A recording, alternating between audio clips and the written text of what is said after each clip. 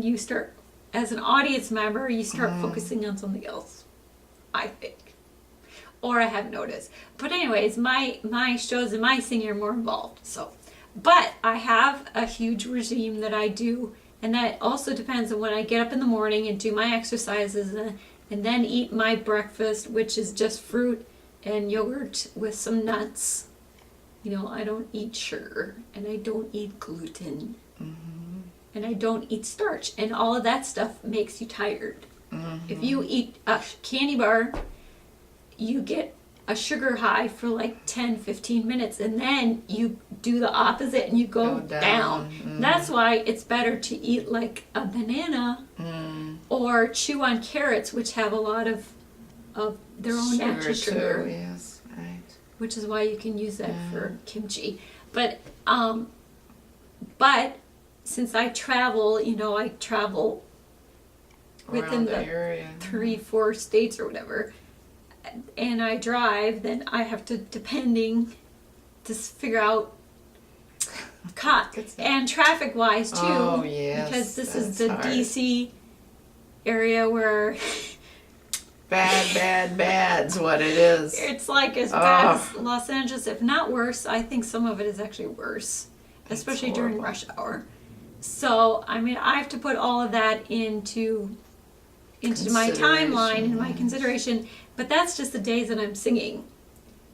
Right. The days that don't have a performance scheduled, then I'm rehearsing, figuring out new things and figuring out new costumes or whatever, and since I have so many different concerts with different repertoire and stuff, depending on what depending on when I'm going to be singing, like in a month or 2 months, I rehearse all that stuff way ahead. I have to do that. So I can't be like you in an orchestra where you get it quite a week ahead, I mean, it's a little different. Yes, it is. Especially because, you know, it's me. And I'm responsible for the whole shebang.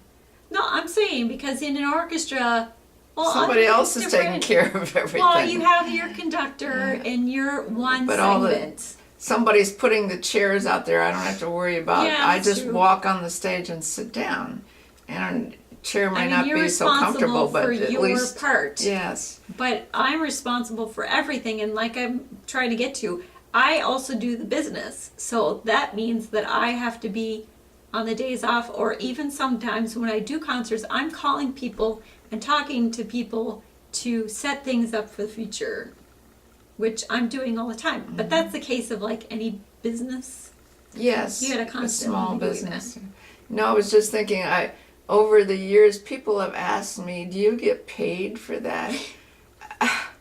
Because people have no concept of what goes into to being a musician or any kind of an artist. I mean, I started at age 8, and luckily was in the right places where I could get good background, and was actually getting in an orchestra that paid when I was in high school. That's how I bought my violin and my graduation clothes, and then in college it was paid for by being in the orchestra. But weren't you always doing jobs when you were in Miami? Didn't you used to go play at ladies' luncheons? Well, yes, I did that. That's more for experience. I got paid, but not a lot. But a lot of it was experience. And yeah, you always have to do. I babysat when I was in college, and then I did. There were these interesting that's not people. Quite with music, but no, but I mean to have the money to have, to have clothes. I don't know. You have to. Even in college, and you're in a professional orchestra, you have to have the right kind of clothes to wear. You have to get those. You can't just go play blue jeans. You have to wear formal clothes. Someone asked me that clothes once cost money. When I was doing a concert at this big center, she said, "You don't wear like blue jeans, do you?" I change costumes. And I've always done that, and people like that I do that, and they remember the fact that I did that, because when I've gone back to many places, they're like, "Oh, you're the one that changed your costumes." Well, sure, they like to see pretty things. Yeah, and I have a set, and I change behind it, and People are always like, is there somebody back there? What is she doing? Is she up? Did she change? It's kind of funny, but.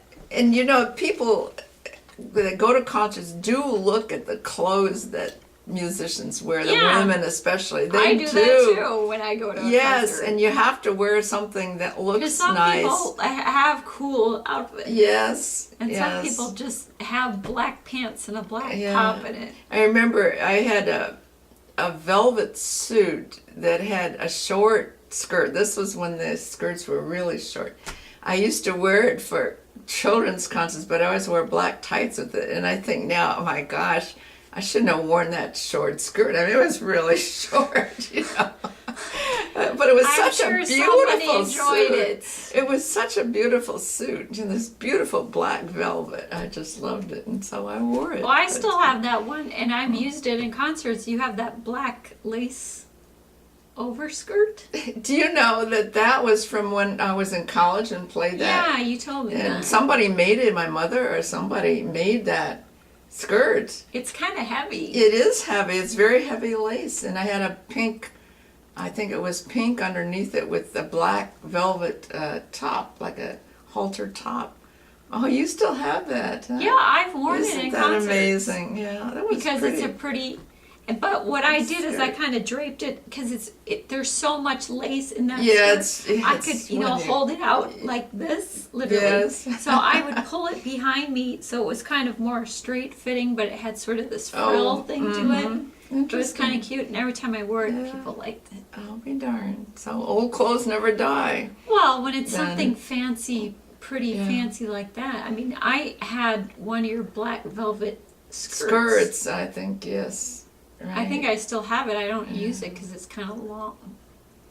Yeah, so you need those things. And then, like I say, for Pop's concerts, no matter where it was, I think we wore some colored things. So I had several, like yellow and red, a real red one for the Quebec there, the Carnival. I always wore that.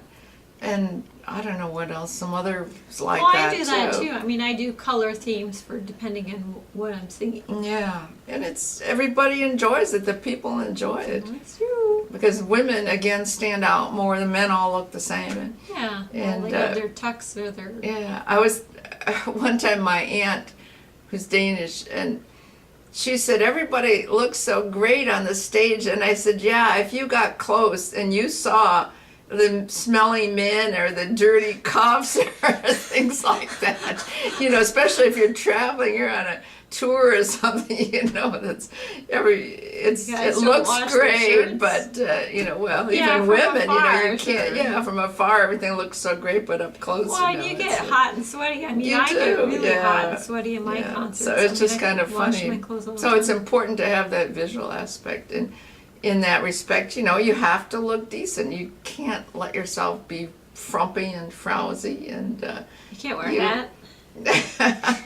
Not in a concert. You can, but I couldn't. For my Irish, I have an Irish two that's hats. Cute. That's cute, but that's And for New Year's concerts, I've worn sparkly hats because, like, New Year's is that's fun. Sparkly clothes. Your type of concerts, you should do that. Yeah, well, right. Depending if it's formal, like I've done all formal things, and I have a little more formal. However, I still always change, and people always like that. Okay, great. You got and your I remember niche.